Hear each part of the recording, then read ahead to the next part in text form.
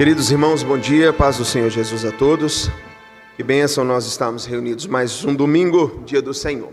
Abra sua Bíblia, por favor, no Evangelho, no qual escreveu Mateus, no capítulo de número 2. Evangelho no qual escreveu Mateus, capítulo de número 2. Nós temos ministrado aos domingos, neste Evangelho, com o título O Rei entre Nós. E nós já vimos algumas questões importantes sobre como que Mateus faz questão de mostrar que Jesus é de fato o Messias, a partir da sua genealogia, o seu nascimento, como nós vimos na última ministração, e hoje a visita desses sábios que vêm para encontrar com ele e toda a repercussão que tem a respeito do nascimento. É o que nós veremos nessa manhã com a graça do nosso Deus. Evangelho no qual escreveu Mateus, capítulo de número 2, no verso 1. Nós leremos todo esse capítulo e faremos uma breve meditação. Diz assim a palavra do nosso Deus. Tendo Jesus nascido em Belém da Judeia, em dias do rei Herodes, eis que vieram uns magos do Oriente a Jerusalém, e perguntavam, onde está o recém-nascido, rei dos judeus? Porque vimos a sua estrela no Oriente e viemos para adorá-lo. Tendo ouvido isso, alarmou-se o rei Herodes e com ele toda Jerusalém. Então, convocando todos os principais sacerdotes e escribas do povo, indagava deles onde o Cristo deveria nascer. Em Belém da Judeia, responderam eles, porque assim está escrito por intermédio do profeta, e tu, Belém, terra de Judá, não és de modo algum a menor entre as principais de Judá, porque de ti sairá o guia que há de apacentar o meu povo de Israel, a meu povo Israel. Com isso, Herodes, tendo chamado secretamente os magos, inquiriu deles com precisão quanto ao tempo em que a estrela aparecera, e enviando-os a Belém, disse-lhes, ide informar-vos cuidadosamente a respeito do menino, e quando o tiverdes encontrado, avisai-me para eu também ir adorá-lo. Depois de ouvirem o rei, partiram, e eis que a estrela que viram no Oriente os precedia, até que chegando parou sobre onde estava o menino, e vendo eles a estrela, alegraram-se com grande e intenso júbilo. Entrando na casa, viram o menino com Maria, sua mãe. Prostrando-se, o adoraram e, abrindo seus tesouros, entregaram-lhe suas ofertas, ouro, incenso e mirra. Sendo por divina advertência, prevenidos em sonho para não voltarem à presença de Herodes, regressaram por outro caminho à sua terra. Tendo eles partido, eis que apareceu um anjo do Senhor a José em sonho e disse, dispõe-te, toma o menino e sua mãe, foge para o Egito e permanece lá, até que eu te avise, porque Herodes há de procurar o menino para o matar. Dispondo-se ele, tomou de noite o menino e sua mãe e partiu para o Egito. E lá ficou até a morte de Herodes, para que se cumprisse o que fora dito pelo Senhor por intermédio do profeta, do Egito chamei o meu filho. Vendo-se iludido pelos magos, enfureceu-se Herodes grandemente e mandou matar todos os meninos de Belém e de todos os seus arredores, de 2 anos para baixo, conforme o tempo do qual, com precisão, se informara dos magos. Então se cumpriu o que fora dito por intermédio do profeta Jeremias. Ouviu-se um clamor em Ramá, pranto, choro e grande lamento. Era Raquel chorando por seus filhos e inconsolável porque não mais existem. Tendo Herodes morrido, eis que um anjo do Senhor apareceu em sonho a José no Egito e disse-lhe, dispõe-te, toma o menino e sua mãe e vai, pois, para a terra de Israel, porque já morreram os que atentavam contra a vida do menino. Dispôs-se ele, tomou o menino e sua mãe e regressou para a terra de Israel. Tendo, porém, ouvido que Arquelau reinava na Judéia em lugar de seu pai Herodes, temeu ir para lá e, por divina advertência, prevenido em sonho, retirou-se para as regiões da Galileia e foi habitar numa cidade chamada Nazaré, para que se cumprisse o que fora dito por intermédio dos profetas, ele será chamado Nazareno. Graças a Deus. Obrigado pela tua palavra. Obrigado pelo que o Senhor fez por intermédio de Jesus Cristo, nosso Senhor. Que a tua palavra seja pregada com fidelidade e que o Senhor provoque em nós reações santas, dignas, verdadeiras diante da tua palavra. Senhor, eu me coloco na dispensação do teu Espírito pedindo que o Senhor me use em nome de Jesus, que o teu povo saia daqui alimentado com as tuas verdades.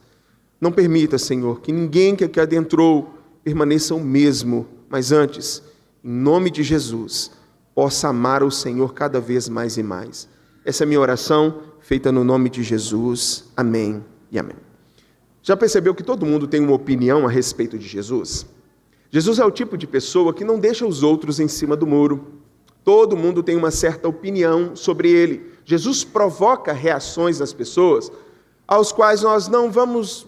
É muito raro você ouvir uma pergunta, quem é Jesus? E você ouvir da boca dessa pessoa, não sei, vou pesquisar e depois eu te falo. Não.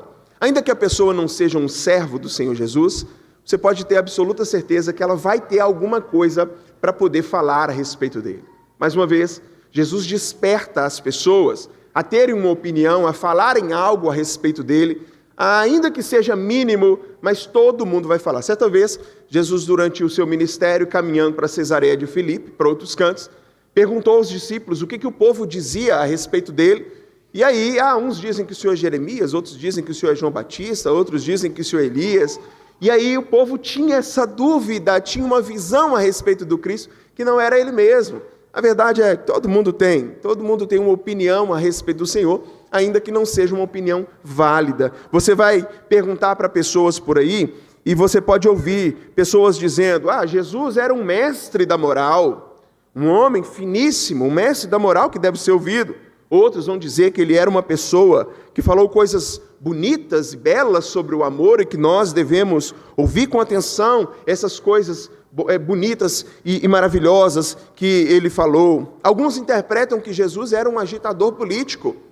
Jesus, o foco dele era um foco político. Ele vem para desbancar Roma que tinha tomado conta, o Império Romano que tinha tomado conta. Outros vão falar que ele era um revolucionário social, alguém que veio para trazer uma nova ordem de relação entre o homem e o governo civil. Tem gente que vai falar que ele é o espírito elevado, os espíritas falam isso, o espírito da verdade dos kardecistas. Jesus é um ser tão iluminado que ele é o alvo ao qual nós devemos alcançar, lutar para alcançar. Outros vão dizer que talvez ele era uma figura superior, talvez um arcanjo, um querubim, um serafim, mas não propriamente Deus.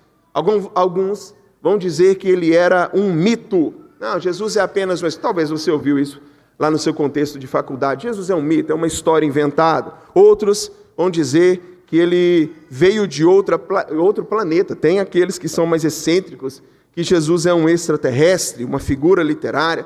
Verdade, irmãos, é que Jesus incomoda. As pessoas sempre têm uma opinião para falar a respeito dele. Jesus gera reações em pessoas quanto a si, quanto a quem ele é. E isso eu digo para os irmãos, não apenas durante o seu ministério, não hoje. Você acredita que no nascimento de Jesus já houveram reações adversas ao seu nascimento?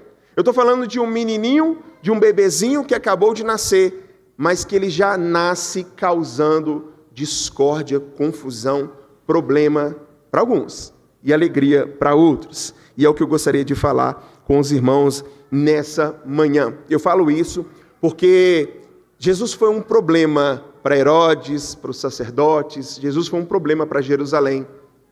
Será que Jesus é um problema para você? Que isso, pastor? Deus me livre. Não, acredite, Jesus pode ser um problema para aqueles que aqui estão.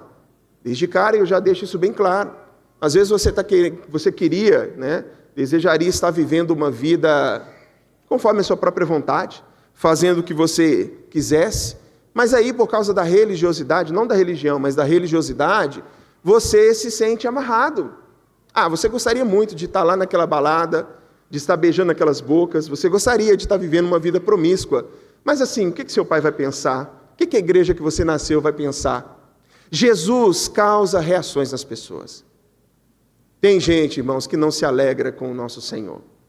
Vamos para a palavra do Senhor? Mateus narra, irmãos, diferente do que Lucas. Lucas vai mais a fundo mostrando como foi o nascimento. Jesus, ele nasce, mas não havia espaço para ele em Jerusalém, então ele vai para Belém de Judá, ele vai nascer ali. Mateus está escrevendo para judeus, e um dos focos principais não é focar tanto a respeito do nascimento, mas mostrar quem de fato ele era. A gente lembra, a gente tem que sempre olhar o texto conforme a visão do seu autor, e ele está escrevendo para mostrar que Jesus é o Messias, que Jesus é o Rei prometido, o ungido de Deus. E ele vai focar então em pontos de contato com as profecias do Antigo Testamento. Talvez você já percebeu aqui a quantidade de versículos em que você vai encontrar assim, para que se cumprisse o que fora dito pelos profetas. Para o que se cumprisse o que fora dito pelos profetas. Mateus faz isso de propósito. Ele está escrevendo para um povo que conhece a lei do Senhor, que conhece a palavra de Deus, conhece as profecias do que fora dito, justamente para poder apontar Jesus como o cumpridor, aquele que veio para cumprir, aquele que é de fato o Filho de Deus. Ele vai focar então nesses pontos. Nenhum outro evangelho fala mais do que ele sobre Jesus, sobre ele ser o prometido e cumprir perfeitamente aquilo que se esperava dele. Começa com esses sábios, magos que estão aqui, ou sábios em outras traduções. Eles estão vindo de longe para adorá-lo. Um falso rei que tinha pavor de perder o trono e judeus que não estavam nem aí para a promessa. 3 personagens ganham destaque aqui no nosso texto e eu quero que os irmãos acompanhem comigo, olhando para a palavra de Deus. O primeiro é que nós vamos ser apresentados a esse tal de Herodes. Eu quero que você olhe para mim. Tendo Jesus, olhar junto comigo, por favor. Tendo Jesus nascido em Belém, da Judéia, é a casa do pão, é a cidade de Davi. Então, tudo isso é significativo, os irmãos lembram, nada está escrito por acaso. Tendo Jesus nascido em Belém da Judéia, em dias do rei Herodes, que eu não sei se a gente pode chamar de rei, na verdade não pode. Irmãos, Herodes era um louco, mas era um louco que tinha associações políticas. E aí, se você usa de politicagem, você consegue fazer muita coisa. E esse tal Herodes, irmãos, nem judeu ele era. Nem judeu ele era. Ele era prosélito do judaísmo, mas ele era edomita. Ele era de uma nação, na verdade, que assim, para ser bem sincero, esse homem devia estar bem distante do povo judeu. Bem distante mesmo. Mas está ali. É um homem que fez coligações e o Império Romano colocou ele lá no trono, Herodes, o rei. Inclusive ele era chamado Herodes, o rei dos judeus. Edomita, tinha um certo conhecimento da cultura judaica, mas era um louco. Esse homem era um louco. Me permita dizer só algumas coisas para você entender qual é o contexto. Quero pintar uma imagem aqui do contexto em que Jesus está nascendo. Quem está sentado no trono, porque isso é importante para nós. Herodes o Grande, esse Herodes o Grande, irmãos, ele casou 9 vezes. Ele destronou a dinastia heróica dos Macabeus. Macabeus não está na nossa escritura, mas ele tem um contexto histórico de homens que lutaram pelo retorno de Israel ao poder, mas não tiveram vitória, tá bom? E aí ele destronou a dinastia heróica dos Macabeus, dizimou toda a família deles até o último herdeiro. Ele mandou matar 45 aristocratas, membros do Sinédrio, ou seja, mais da metade. O Sinédrio era composto por 71, mais da metade, 45, com medo de que eles pudessem ser uma ameaça ao seu trono. Por outro lado, ele tentava conquistar a simpatia do povo por meio da ampliação do templo. Então, ao mesmo tempo em que ele mata parte do Supremo Concílio, do Supremo Tribunal Federal, ao mesmo tempo ele é o homem que chega lá e fala assim, não, mas tudo bem, eu vou reformar o templo aqui para vocês, tentando agaranhar a simpatia do povo. Esse Herodes, irmãos, mandou matar 300 oficiais da corte. Ele casou com uma mulher chamada Mariana, ela era da nobreza, e com medo da concorrência familiar dela, forjou acusações contra pais, contra irmãos, e mandou, irmãos, matar cada um deles. A pedido da sogra Alexandra, ele nomeou o cunhado dele, o seu cunhado, Aristóbulo, como sumo sacerdote. O menino tinha 17 anos e virou sumo sacerdote. Mas aí esse Aristóbulo começou a ganhar proeminência no meio do povo. Era um rapaz que falava muito bem, que tinha simpatia. E aí, irmão, simplesmente o Herodes chegou e falou assim, vai lá. E esse rapaz morre afogado. Horrorizado com as crueldades desse Herodes, Alexandra tentou fugir para o Egito, para o abrigo de Cleópatra. E aí, irmãos, para iludir a polícia que vigiava, vamos assim dizer, ela tentou simular um enterro. A sogra tentou simular um enterro e nessa questão ele descobriu que na verdade ela não tinha morrido e aproveitou que o caixão estava lá e já deu um fim na mulher. O imperador César Augusto, sabendo de tudo isso, chama ele, irmãos, para passar uma descompuntura, chamar a atenção dele quanto às suas crueldades, mas antes dele ir para Roma, ele obedece porque é subordinado ao Império Romano, mas antes dele ir para Roma, ele fica com medo da esposa traí-lo, manda matar ela também. Ele tentou, irmãos, remediar o mal que estava fazendo, enviando os 2 netos dele, Alexandre e Aristóbulo, para estudar em Roma. Mas aí, quando ele escuta de que os meninos voltariam com mais conhecimento do que ele, já entendeu? César Augusto, imperador, disse, irmãos, que era melhor ser um porco do que ser filho de Herodes. É esse tipo de homem que nós estamos. Foi esse rei que ficou alarmado quando soube que havia nascido uma criança em Belém, destinada a reinar Israel, e por isso mandou matar simplesmente crianças, todas as crianças de Belém. 5 dias antes dele morrer, irmãos, ele mandou matar o seu primogênito, para que ele não tomasse o seu trono. Percebendo que a morte dele estava chegando, ele mandou matar, irmãos, parte do povo judeu, da elite do povo judeu, para que o quê? Para que ninguém se alegrasse quando ele fosse para o túmulo, e estivesse todo mundo chorando por causa da morte dos outros. Deixa eu respirar. É esse tipo de homem que está no poder. É esse tipo de homem que descobre que acabou de nascer aquele que é conhecido como rei dos judeus. Volta comigo para o texto. Tendo Jesus nascido em Belém da Judéia, em dias do rei Herodes, eis que vieram os magos do Oriente a Jerusalém. Esses magos, eles vêm, eles têm presentes, eles têm um certo conhecimento, é o que a gente vai ver. Então, não se tratavam de 3, tá bom? Não eram 3, conforme a tradição, não sei quanto colocou, às vezes por causa do incenso, mirra e ouro, certo? Não eram 3, na verdade era uma comitiva, eles estavam carregando coisas de valor, eram homens importantes, e esses homens chegam e perguntam, cadê o recém-nascido, o tal do rei dos judeus? Porque vimos a sua estrela no Oriente e viemos para adorá-lo. A gente não sabe que estrela que foi essa. Tem até uma profecia em Números, mas não há consenso com relação a isso. Mas o fato é que brilhou uma estrela, e a gente não sabe o porquê, talvez por causa de Daniel, que estava lá na Babilônia, e esses sábios eram provavelmente caldeus, ou seja, babilônicos, que tinham um conhecimento a respeito de várias e várias teologias mundo afora, tá? Esses homens veem essa estrela brilhar e eles têm o conhecimento que aquela estrela simbolizava que o Messias havia chegado, que o prometido havia chegado. E eles querem saber onde está o menino, porque nós queremos adorá-lo. E tendo ouvido isso, aí é o texto que está diante de nós. O Herodes fica louco.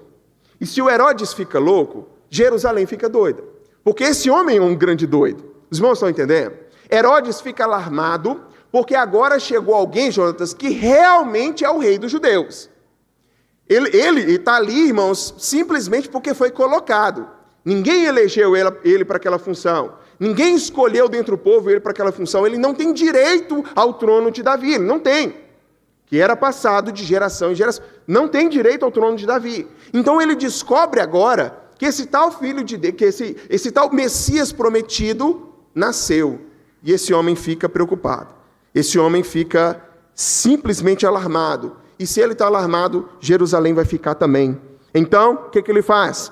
Convocando todos os principais sacerdotes e escribas do povo, indagava deles onde o Cristo deveria nascer. Ele quer saber onde que esse menino vai nascer. Em Belém da Judéia, responderam eles, porque assim está escrito por intermédio do profeta.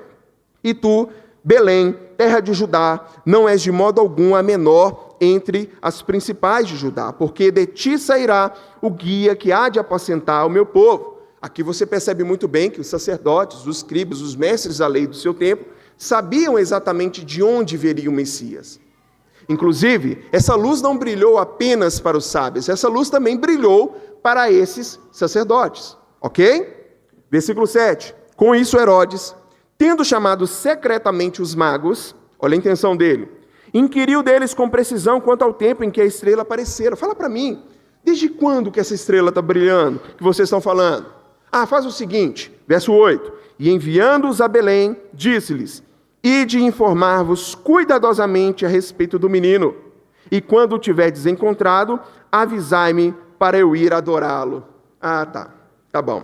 Depois de ouvirem o rei, partiram, e eis que a estrela que viram no oriente os precedia, até que chegando, parou sobre onde estava o menino. E aí a gente tem uma outra reação. E vendo eles a estrela, alegraram-se com grande e intenso júbilo. Entrando na casa, viram o menino com Maria, sua mãe, Prostrando-se, o adoraram e, abrindo seus tesouros, entregaram-lhe suas ofertas, ouro, incenso e mirra. Por mais que você possa imaginar que Jesus acabou de nascer e esse evento está acontecendo, nós temos aqui, irmãos, um período de pelo menos 2 anos, tá bom? Você observa no texto que, primeiro, que te fique bem claro, não eram 3 reis magos, como nos é apresentado na história, eram 3 sábios, era gente estudada realmente, que olhava pelos astros e estrelas. Por que Deus revelou para eles? Não sei, talvez realmente para cumprir a história. A gente vai ver um pouquinho disso daqui. Mas o fato é que não são 3 reis magos, tá? Poderiam ser mais, poderia ser menos, mas o fato é de que esses homens chegam na casa e quando eles chegam, eles estão com profunda alegria. A estrela está brilhando sobre o local onde o nosso Senhor Jesus Cristo estava. E no verso 11 nos diz, entrando na casa, viram o bebê? Não, viram o menino com Maria, sua mãe. Prostrando-se, o adoraram e abrindo seus tesouros, entregaram as suas ofertas, ouro, incenso e mirra. E aí, sendo por divina advertência prevenidos em sonho, para não voltarem à presença de Herodes, regressaram por outro caminho. É claro, o Espírito Santo, irmãos, nosso Deus, na santa preservação do seu próprio Filho, faz com que esses homens sejam avisados das más intenções de Herodes. E esses homens vão. E quando a gente vai olhar para o restante do texto, o que nós vamos ver, irmãos, é simplesmente o Senhor alertando José para pegar o seu filho e a sua esposa e sair dali, sair daquele ambiente, porque Herodes está atrás deles. Havia intenção de morte quanto àquele menino. E o anjo vai falar, dispõe-te, toma o menino e sua mãe, foge para o Egito e permanece até lá, até que eu avise, porque Herodes há de procurar o menino para o matar. E de fato foi assim. Se você observar comigo o verso 16, vai dizer assim, olha, vendo-se iludido pelos magos, né, o mentiroso que foi, o enganador que foi enganado, vendo-se iludido pelos magos, enfureceu-se Herodes grandemente. E aí, mais uma vez, eu quero que você lembre quem é Herodes. E Herodes está furioso. E Herodes está furioso grandemente. E aí, o que nós vamos ver, irmãos, é simplesmente uma tomada de atitude que é a cara de Satanás, que está possuindo o coração desse homem. O ataque sempre, irmãos, começa pelas crianças. Esse homem vai agora virar e mandar que seja morto, mandar matar todos os meninos de Belém e de todos os seus arredores de 2 anos para baixo, conforme o tempo que havia sido estipulado da aparição da estrela até aquele exato momento.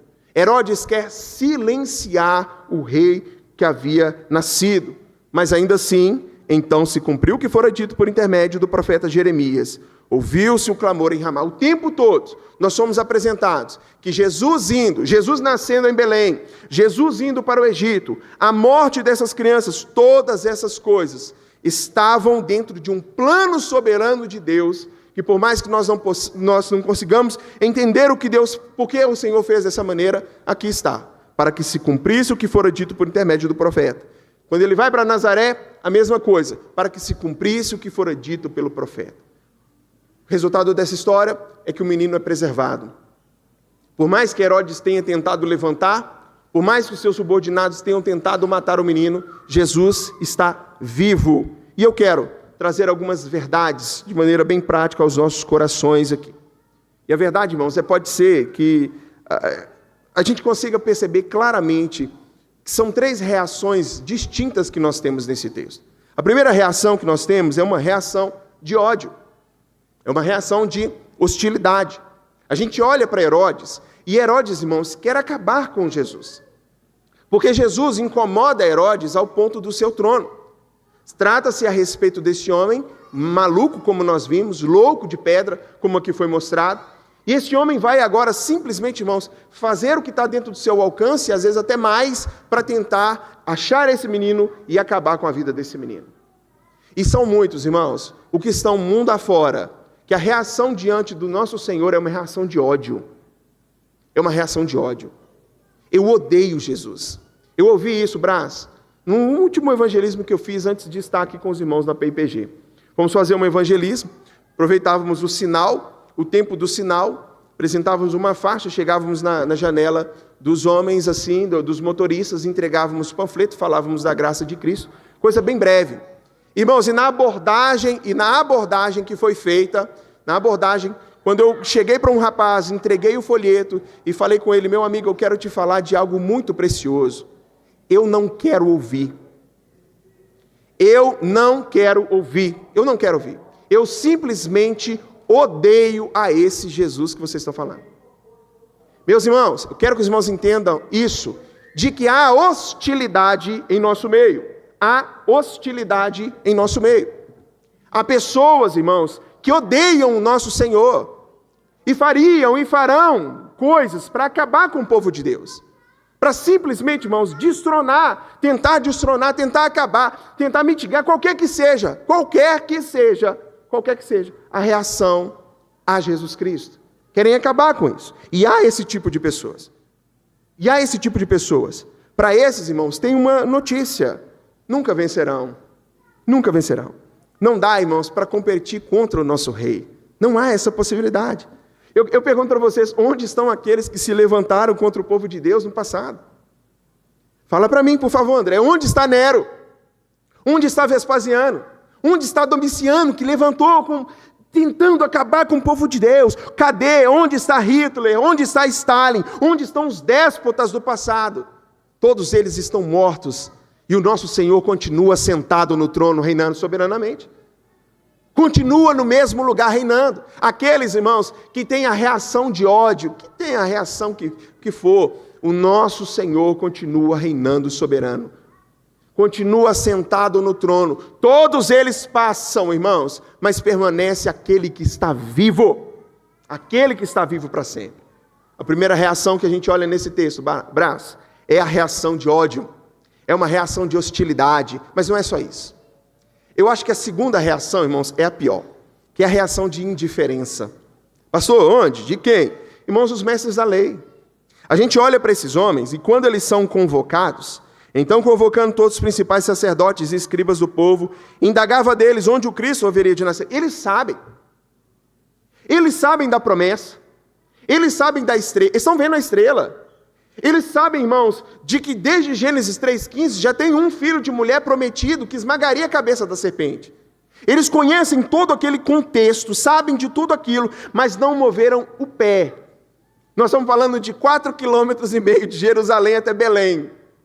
Eles estão vendo a estrela brilhar. É o filho de Davi, é aquele prometido, é aquele que veio para que as promessas, que sobre si estão as promessas. Mas não. Eu tenho para mim, irmãos, que não tem sentimento pior do que o da indiferença. Sabe por quê? Porque no ódio, pelo menos você tem uma reação. O rapaz dentro do carro, ele vira e diz: eu odeio a esse Jesus. O Herodes vira e fala assim: eu vou fazer alguma coisa para acabar com ele. Pelo menos faz o coração acelerar, bater. Claro que é horrível, terrível, seus irmãos estão entendendo. Mas o sentimento de indiferença, irmãos, é terrível. Porque, olha, nasceu o Messias. Nasceu o prometido, nasceu o descendente de Davi. E aí os principais sacerdotes fizeram assim, ó. Beleza. Nasceu. Não, tá jóia. J.C. Riley, um escritor, um grande pregador, ele diz que nem sempre são aqueles que desfrutam os maiores privilégios religiosos que mais honram a Cristo. Esses homens, irmãos, tinham conhecimento da palavra. Esses homens, irmãos, sabiam a lei de có e salteado, de uma ponta a outra. Mas aquilo, irmãos, não provocou temor. Aquilo não provocou transformação. E com quanta frequência, as próprias pessoas, irmãos, que vivem mais perto dos meios de graça, são justamente aqueles que mais negligenciam. Parece que quanto mais de Cristo e oportunidades você tem para poder servir, para poder adorar, mais isso te afasta. Há um provérbio antigo que diz: quanto mais perto da igreja, mais longe de Deus. E por que isso, irmãos? A familiaridade com as realidades sagradas, irmãos, reverte-se numa terrível tendência de levarem os homens a desprezarem o nosso Senhor. A gente ouve isso, irmãos, da boca dos irmãos de Jesus, os irmãos de sangue do nosso Senhor Jesus Cristo, que chamaram Jesus de louco. Que é Messias? Como assim? A familiaridade gerou incredulidade no coração. E aí, eu estou falando essa palavra de uma maneira para pessoas específicas aqui da nossa igreja. Eu quero falar para você que é filho de crente, que nasceu dentro desse contexto evangélico, que desde o início da sua vida se viu iluminado pelos meios de graça, viu como funciona a ceia do Senhor, você que sabe os caminhos, irmãos, do que Cristo trilhou, você que sabe falar a respeito dessas coisas, foram conduzidos à casa de Deus, mas o contato com a palavra de Deus não produziu temor, mas frieza, incredulidade no seu coração. É para você. Como é que você reage a Cristo nesta manhã? É Cristo, né? Aquele.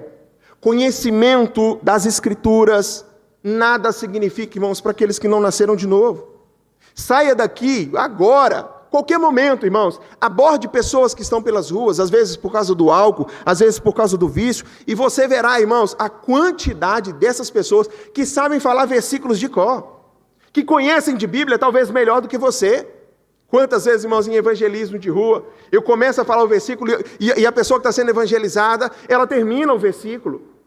Mas conhecimento da palavra, irmãos, para aqueles que não nasceram de novo, não significa absolutamente nada. O que a palavra de Deus provocou neles? Adiantou alguma coisa? Para os mestres da lei, para os escribas, os fariseus, todo o conhecimento bíblico ocupava espaço nas suas mentes, mas não descia para o coração, mas não vinha para a prática. Te perguntam, você dá a resposta, mas não há adoração. Essa palavra é para você, reformadão, conhecedor exímio dos 5 pontos do calvinismo, teologia reformada, sabe sobre Lutero, sabe sobre Kuyper, sobre Dover, você que sabe como que era a vida e obra dos puritanos, como você se relaciona com o Filho de Deus, porque pouco importa se você conhece a fundo as questões teológicas e você não vive isso na sua vida. Se isso não provoca transformação dentro do seu coração. Jesus é alguém que você sabe coisas sobre ele, ou ele é o pão da vida que te alimenta, ele é a água viva que mata a sua sede, o amigo verdadeiro, o amado da sua alma. Quem é? Quem ele é para você? É muito difícil, pouquíssimo provável que haja pessoas no nosso meio nessa manhã que odeiem a Jesus. Difícil, talvez você nem estaria aqui se há ódio a Jesus. Mas não é tão difícil assim, irmãos, ter pessoas indiferentes no nosso meio. Pessoas que veem Jesus, irmãos, como uma agenda de fim de semana, como o Deus dos meus pais, e nunca mergulharam, nunca se encontraram verdadeiramente com o Senhor. É o seu caso. Nós vemos uma reação de ódio, nós vemos uma reação de indiferença, e nós vemos uma reação de adoração. Os sábios, irmãos, eles não poupam esforços para encontrar Jesus. Esses homens estão vindo de milhares, talvez milhares de quilômetros. Milhares de quilômetros. Esses homens estão atravessando o deserto, porque eles viram uma luz brilhando, uma estrela no céu, e simplesmente chegaram à conclusão, é ele. Ah, mas está longe, nós vamos. É Jerusalém, vamos para lá. De Jerusalém a gente chega lá. E de fato assim o Senhor conduz. Esses homens vêm de longe. Há então o quê? Interesse pela pessoa de Jesus Cristo. Há alegria. Olha o verso 10, mais uma vez. E vendo eles a estrela, alegraram-se com grande e intenso júbilo. Que reação é essa, irmãos? Talvez, deixa eu te falar, você está aqui hoje, ai meu Deus, que coisa, mais um culto. Mais uma escola dominical, né? Só vim porque meu pai mandou, só vim porque minha mãe mandou. Enquanto isso, irmãos, esses sábios vindo do Oriente, de longe, cansados. E quando eles chegam, irmãos, eles se alegram, a alegria, a gratidão, porque eles vão se encontrar, irmãos, com Jesus Cristo, nosso Senhor. Vieram de longe para poder adorá-lo. E às vezes você não tem alegria de estar aqui, que você veio de carro, no ar-condicionado, tranquilo. A adoração da parte deles. Olha o verso 11. Entrando na casa, viram o menino com Maria, sua mãe, prostrando-se, o adoraram. O adoraram. Aqui eles chegam e a intenção realmente é de dar é o reconhecimento de um rei. É um reconhecimento de um rei. Então eles vêm, se curvam diante dele, reconhecendo aquilo que nem Herodes quis saber, aquilo que os sacerdotes, irmãos, que eram os mestres da lei, que eram os responsáveis por guardar a lei do Senhor, não quiseram andar 4,5 quilômetros para poder encontrar a estrela brilhando e achar o menino. Simplesmente, irmãos, o que nós vemos é esses homens se curvando diante da presença do menino Jesus Cristo. E mais, há liberalidade no coração deles. E abrindo seus tesouros, entregaram suas ofertas, ouro, incenso e mirra. Você vê liberalidade com os seus bens. Outra coisa que nós temos dificuldade.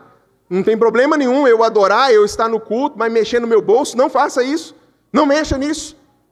Você se erguer para poder ajudar aqueles que estão lá no Rio Grande agora, do Sul, sofrendo. Deus que me livre, eu tenho as minhas contas para poder pagar. Eu não posso despreender de alguma coisa para poder honrar o nome do Senhor e abençoar aquelas vidas.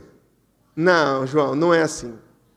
Esses homens têm liberalidade no seu coração, porque eles estão diante da figura do Senhor Jesus Cristo. Reação de ódio, reação de indiferença e reação de adoração. Qual que é a sua nessa manhã? Qual que é a sua na sua vida?